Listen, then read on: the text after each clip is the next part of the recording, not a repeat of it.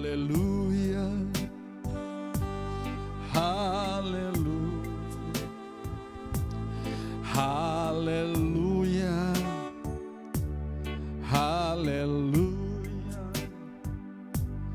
haleluya, haleluya, haleluya, haleluya, haleluya,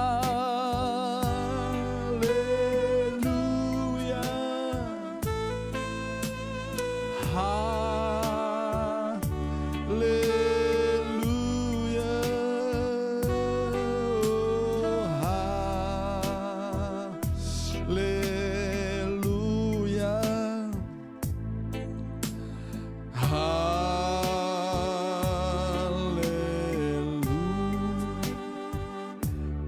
terima kasih Tuhan Yesus, terima kasih. Haleluya, haleluya,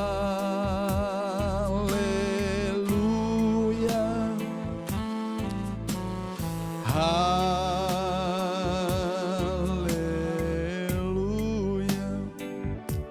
oh haleluya,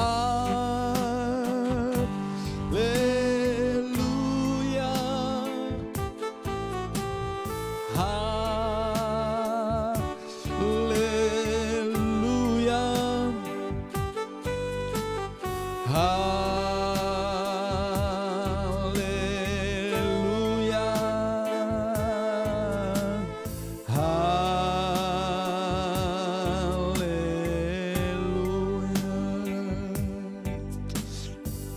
haleluya Tuhan.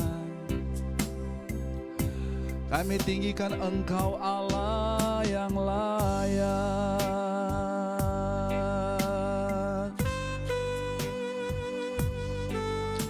Kami bersyukur padamu Tuhan. Oh,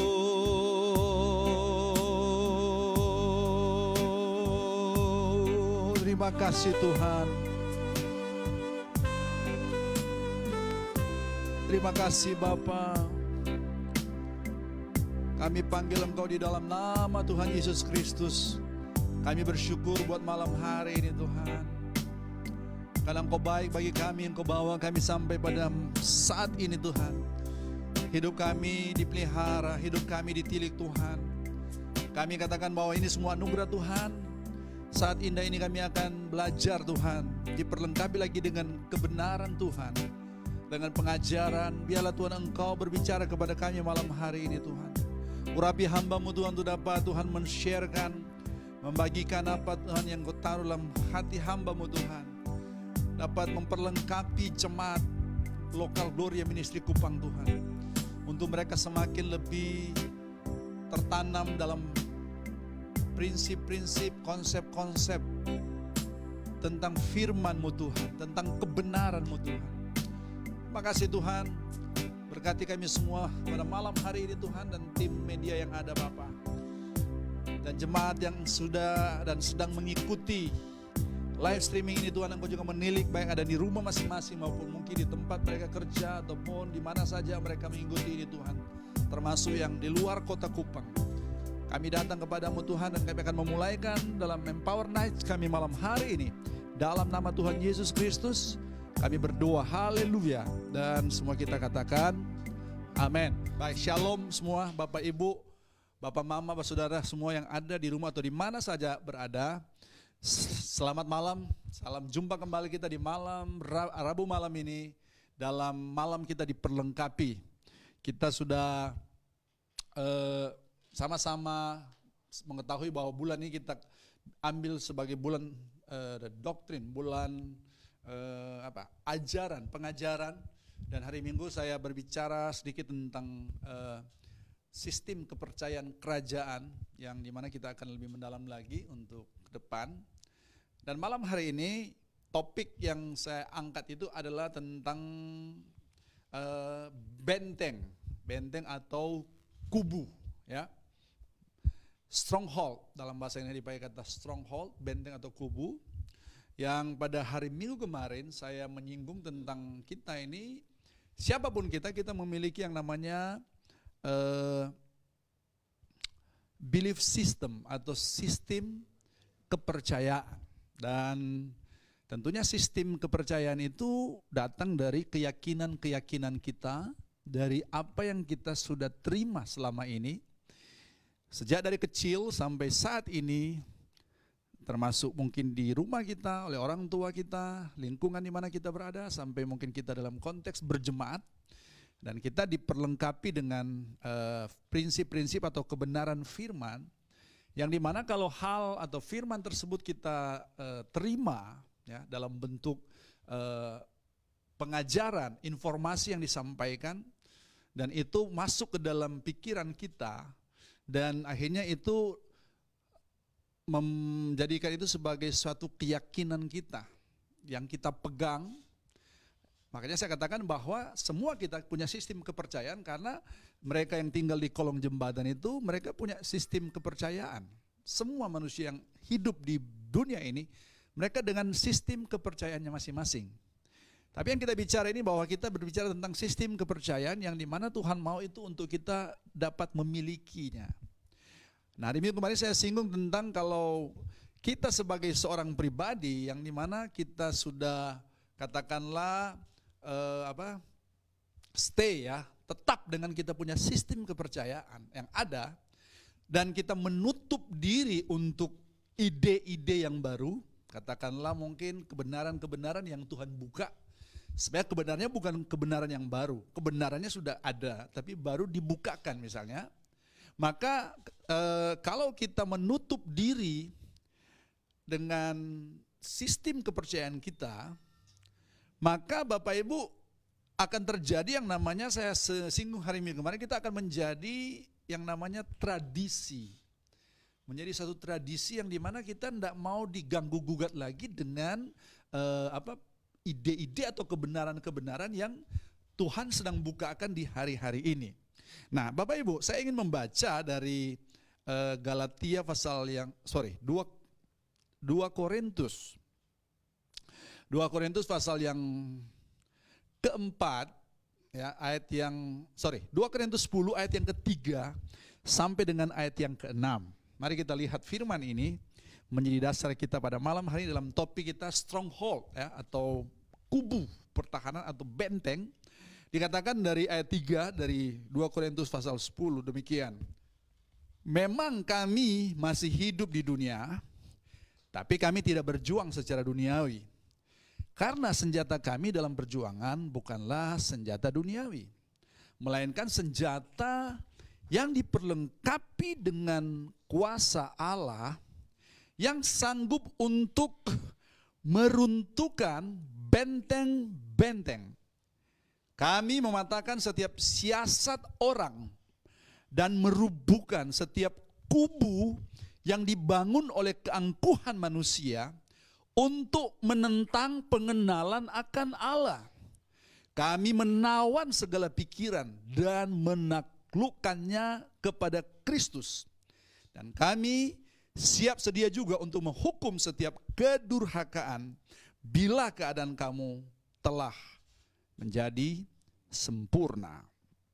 Bapak Ibu dikasih Tuhan, ini tulis Paulus kepada jemaat yang ada di Roma, dan dia bicara tentang bagaimana mereka hidup, bagaimana mereka berjuang.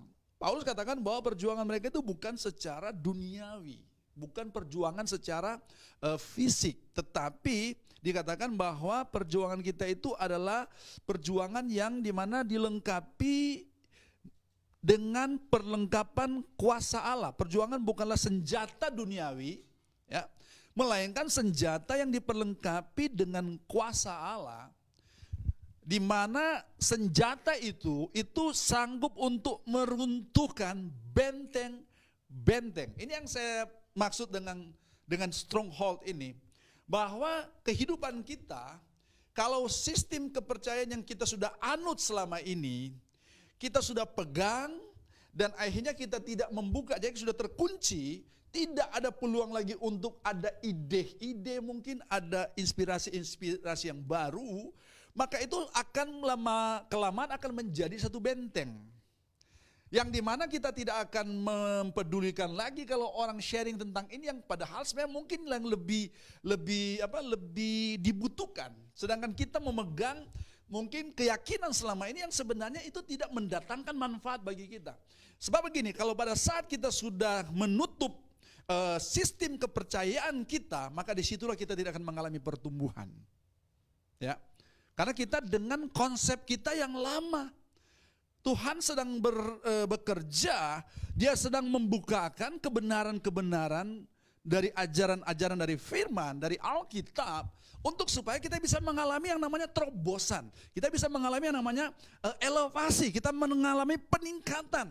Nah, kalau kita sudah terperangkap dengan keyakinan kita yang lama, sistem kepercayaan kita yang lama, pola pikir kita yang lama yang tidak ada membantu untuk kita bisa mengalami pertumbuhan, maka dari situ kita mengalami stop bertumbuh, berhenti bertumbuh. Nah, ini yang sebenarnya sedang diperangi oleh Paulus, ya. Dia berbicara orang-orang pada waktu itu bagaimana. Jadi sebenarnya peperangan kita yang sebenarnya itu adalah peperangan pikiran. Kita punya konsep-konsep, ide-ide yang kita pertahankan. Yang padahal itu sudah tidak up to date lagi, gitu kan. Itu sudah tidak lagi cocok dengan kondisi yang ada, yang dimana kita perlu untuk membuka diri sehingga kita bisa mendapatkan pemahaman yang benar, yang sesuai dengan apa yang Tuhan mau. Kalau kita bicara tentang dari mana kita mendapatkan sistem kepercayaan, itu dari keyakinan-keyakinan kita.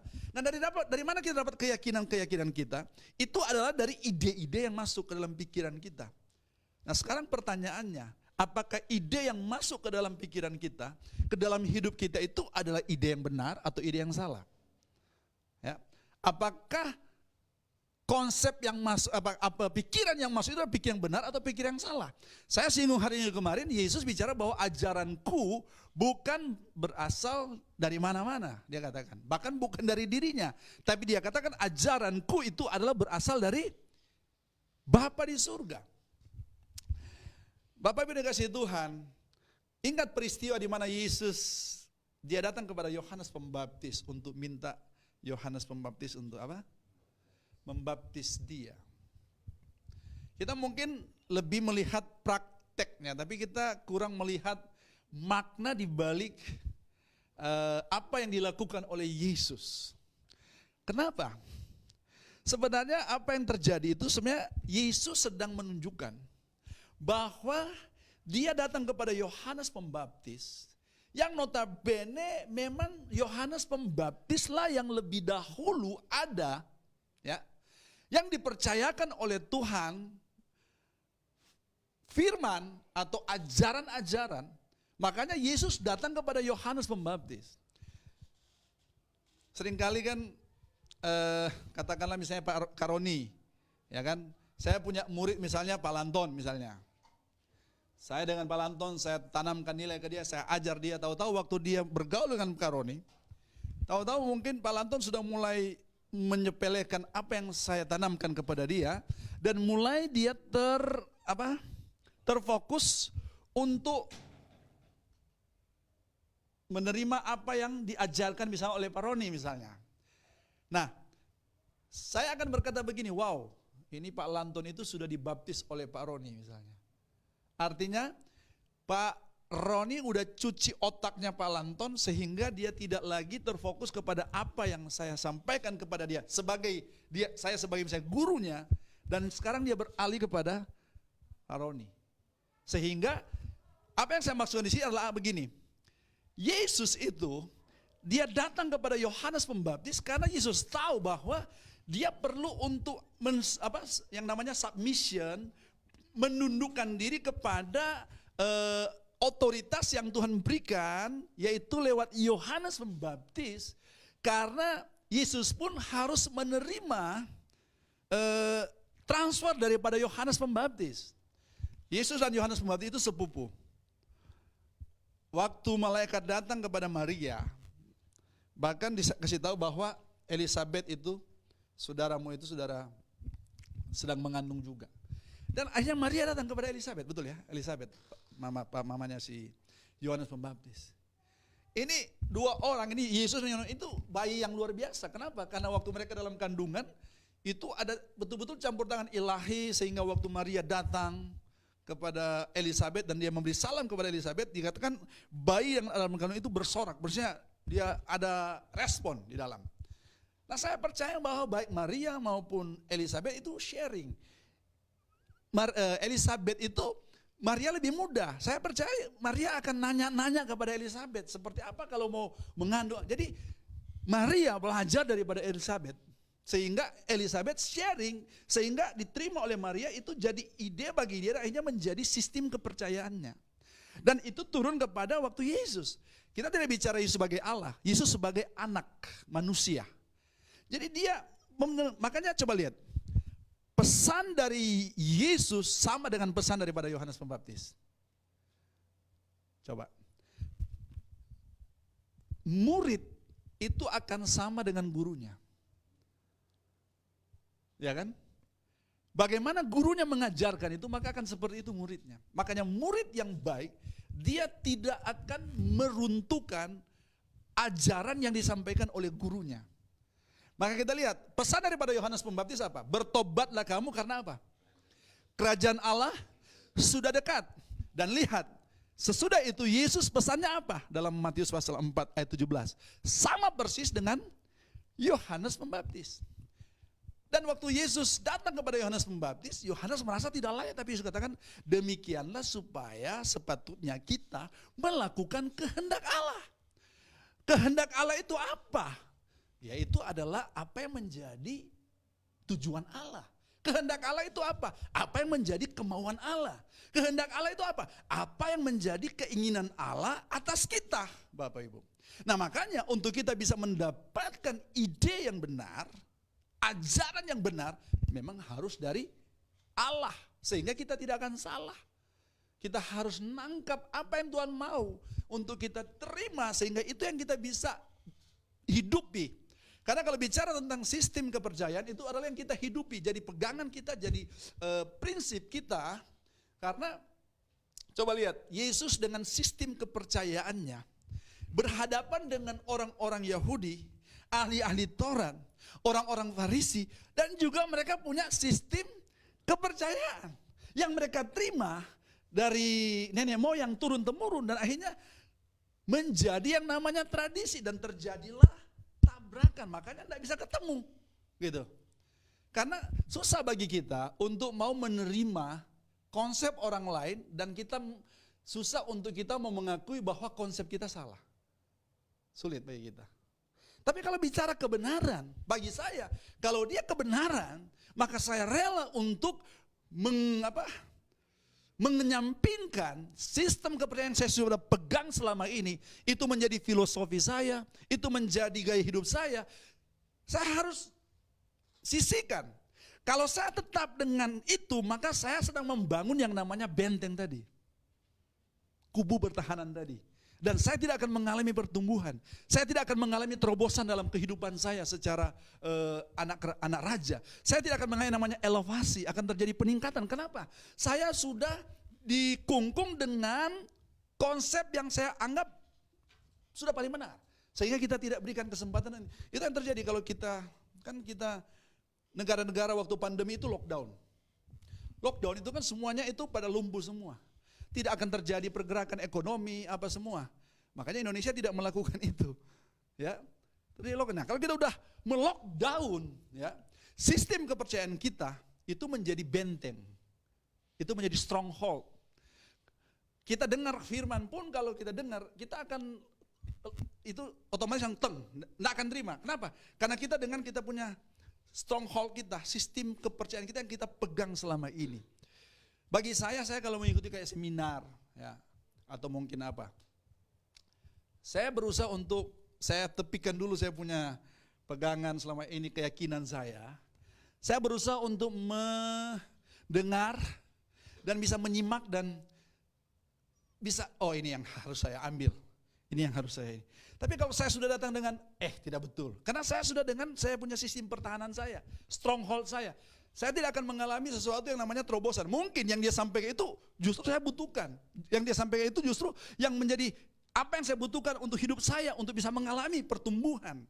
Dengarkan, orang-orang yang mengalami dia sudah ada benteng yang menghambat untuk ada kebenaran yang Tuhan mau untuk bisa kita terima itu. Akhirnya dia tidak mengalami peningkatan, dia tidak mengalami pertumbuhan.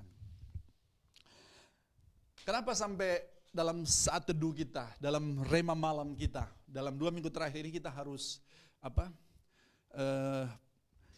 mendapatkan sesuatu. Kenapa? Karena kita berbicara tentang bagaimana kita bisa tidak sekedar kita membaca dan sebagai satu informasi, tapi kita mau menyelami supaya kita bisa mendapatkan esensi daripada kebenaran yang kita baca. Dan pada waktu kita ungkapkan itu menjadi milik kita. Makanya apa yang kita dapat? Kalau kita dapat berarti kita memahami. Dan kalau kita memahami itu mudah bagi kita untuk kita lakukan. Dan kalau kita memahami berarti itu sudah menjadi milik kita. Dan akhirnya itu menjadi sistem kepercayaan kita. Dari sistem kepercayaan itulah menjadi namanya teologia kita. Ya, yang kita ini ya. Teologia atau konsep Alkitab yang kita pegang dan akhirnya itu menjadi filosofi kita, konsep yang kita pegang. Seringkali kita terjebak dengan istilah filsafat, karena di dalam kitab Kolose juga ada ayat yang berkata filsafatnya yang kosong, sehingga kita gereja seringkali menggunakan istilah filsafat kayak duniawi. Sebenarnya filosofi itu adalah cara berpikir daripada seseorang, filosofi daripada seseorang. Kalau istilah lain itu falsafah ya. Falsafah ya. Artinya dia berkata, dia berperilaku, dia bertindak itu berdasarkan filosofinya, berdasarkan falsafahnya. Itu yang menjadi dasar untuk dia bertindak. Maka beberapa hari yang lalu saya sempat buat quote bahwa kita harus pastikan bahwa kepercayaan yang kita anut itu adalah kepercayaan yang benar. Karena kalau kepercayaan yang benar itu masuk ke firmannya apakah pengajaran ataupun sharing orang kepada kita, itu masuk ke dalam sistem kepercayaan kita, itu dia masuk ke situ dan akan diolah dan akhirnya lama-lama itu akan menjadi gaya hidup kita. Itu akan menjadi sikap kita sehari-harinya. Kenapa orang dia melakukan seperti itu misalnya? Itu karena dia punya sistem kepercayaan. Ini orang kayak tidak tahu diri misalnya. Ini orang kayak, kenapa? Karena dia punya sistem kayaknya ada kemungkinan inputnya itu, pengajarannya itu bukan pengajaran yang benar. Sehingga menghasilkan tindakan yang tidak benar. Nah makanya pagi malam hari ini, Bapak Ibu Saudara yang ada di rumah, mari kita jangan, kalau sekarang kita, kondisi sekarang ini ya dengan mudah semua untuk kita bisa mengakses segala informasi. Dan kalau kita kaku dengan kita punya, yang kita punya, pokoknya ini yang punya. Dari sejak saya lahir, ditanamkan oleh ini seperti ini. Oke lah mungkin soal etika, kesopanan, apa. Oke kita, tapi kalau menyangkut kebenaran, saya percaya bahwa Tuhan sedang membuka kebenaran di hari-hari ini, supaya kita menjadi pribadi yang seperti memang yang Tuhan mau gitu loh. Yang kita lakukan itu adalah kebenaran. Yang kita terima itu adalah kebenaran. Saya singgung kemarin bahwa seringkali kita mencari pencitraan, ya kan? Padahal kebenarannya itu bahwa sebenarnya kita ini citra Allah. Sehingga kita tidak perlu mencari pencitraan. Kita lebih fokus kepada bagaimana kita menjadi seperti Tuhan ciptakan kita. Nah itu hanya bisa terjadi kalau kita punya sistem kepercayaan yang benar. Dan kalau itu terjadi, kita akan mengalami yang namanya pertumbuhan yang sehat.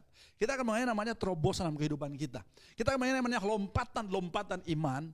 Karena firman Tuhan katakan bahwa kalau kita menerima kebenaran, nah ini kebenaran bicara tentang ajaran asli, ajaran semula, ya, precept kalau dalam bahasa Inggrisnya itu yang akan memerdekakan kita. Ya, itu yang akan membebaskan kita sehingga hidup kita itu tidak akan terintimidasi mungkin dengan opini-opini orang. Sehingga kita menjadi pribadi yang betul-betul asli kita, bahwa kita hidup di dalam kebenaran, kita tahu siapa kita tahu siapa Tuhan yang menciptakan kita. Peperangan sebenarnya itu peperangan meruntuhkan benteng-benteng. Orang-orang dari kalangan hal tertentu mungkin, dari mungkin agama-agama tertentu yang mereka dengan benteng mereka masing-masing, maka itu menjadi kubu pertahanan mereka. Sebenarnya peperangan itu peperangan pikiran, ide-ide. Ya. Kenapa misalnya Kak Meki pegang ini? Karena dia yakin betul, gitu kan? Nah, saya juga punya ide. Tapi sekarang kalau yang ide yang saya tawarkan lebih baik daripada yang punyanya Kak Meki mau pilih yang mana? Tentunya pilih yang lebih baik. Dan dengarkan, pemikiran-pemikiran yang paling baik, yaitu pemikiran-pemikiran yang berasal dari Tuhan, yaitu firman Tuhan, kebenaran, the truth itu. Yaitu ide Tuhan yang sesungguhnya. Waktu kita bertanya, kenapa Tuhan ciptakan saya? Ya, kebanyakan jawaban yang muncul, Tuhan ciptakan saya supaya saya memuliakan Tuhan. Kedengaran jawabannya itu bagus, memuliakan Tuhan. Tapi itu masih secara umum. Ya. Tapi kalau kita pertajam lagi, kenapa Tuhan menciptakan saya? Kenapa saya lahir di bumi ini, di dunia ini? Kembali kepada bagaimana Tuhan ciptakan kita. Nah, kita lihat itu, wah ternyata seperti ini, bahwa Tuhan ciptakan saya untuk saya mendapat penugasan di bumi ini. Nah itu kebenarannya Bapak Ibu. Karena memuliakan Tuhan itu umum gitu loh. Karena kita nyanyi juga kita bisa memuliakan Tuhan. Amin. Kita melayani orang-orang terpinggirkan, kita memuliakan Tuhan, betul kan? Secara umum. Tapi secara khusus, sehingga di situ kita akan menjadi pribadi yang akhirnya kita hidup dengan sistem kepercayaan yang benar.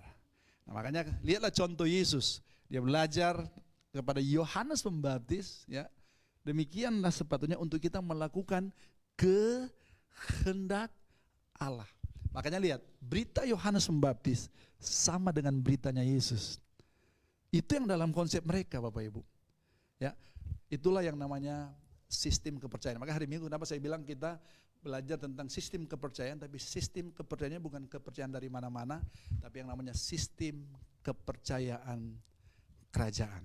Nanti kita akan ikuti pada minggu-minggu ke depan dalam bulan ini. Berdoa supaya Tuhan bukakan sehingga kita pun akan diperlengkapi. Dan mari kita menjadi pribadi yang jangan kita kaku, kita fleksibel, ya.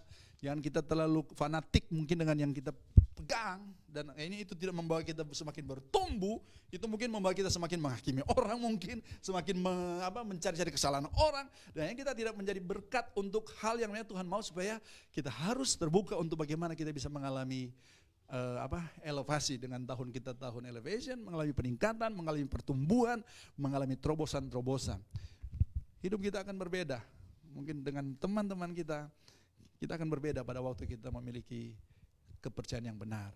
Makanya kalau kita punya benteng-benteng itu, dan ternyata benteng-benteng itu mungkin dibangun dengan keangkuhan manusia, dibangun hanya karena motivasi untuk menyombongkan diri, biarlah malam hari ini benteng-benteng itu dihancurkan di dalam nama Yesus, dan biar itu diganti dengan kepercayaan yang benar yang berasal dari Tuhan.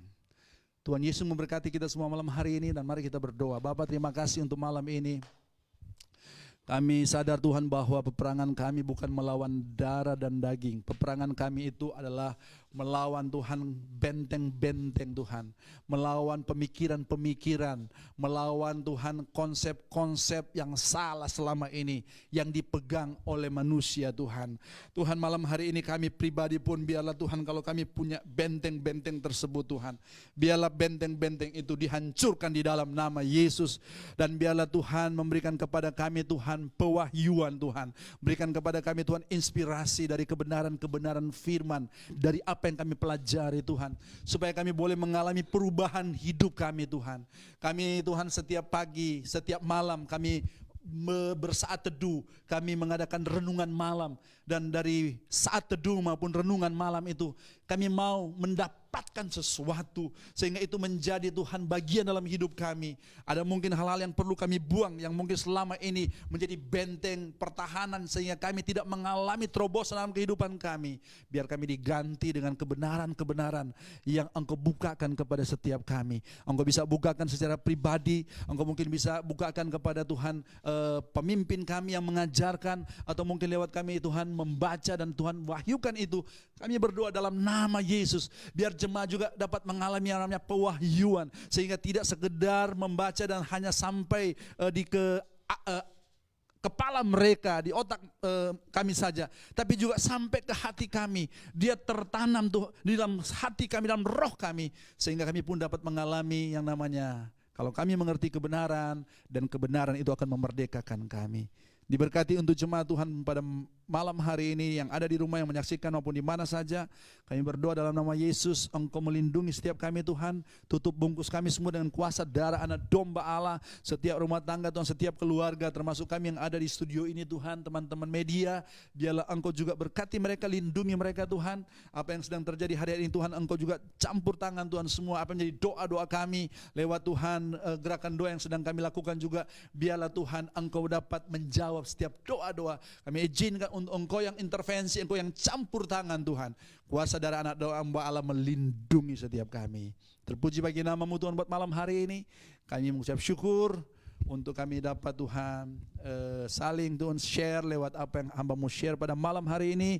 Dan Engkau juga memberkati untuk malam hari ini kalau kami akan pulang dan kami akan juga beristirahat Tuhan. Seluruh jemaat Tuhan, biarlah Tuhan dilindungi Tuhan, dipelihara Tuhan. Sementara kami tidur, Engkau menyatakan kemuliaan-Mu sampai kami bangun besok pagi dengan tubuh yang sehat dan tubuh yang diberkati. Kuasa darah Allah membungkus setiap kami Tuhan. Kami mengucap syukur dalam nama Tuhan Yesus Kristus. Kami berdoa. Haleluya. Dan semua kita katakan amin. Tuhan memberkati kita semua. Shalom. Selamat malam.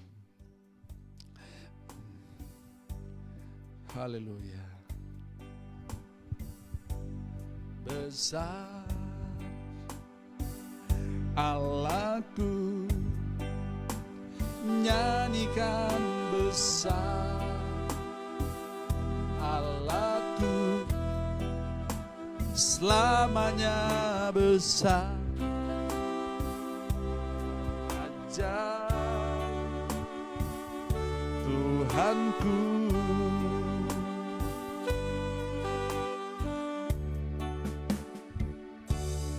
how great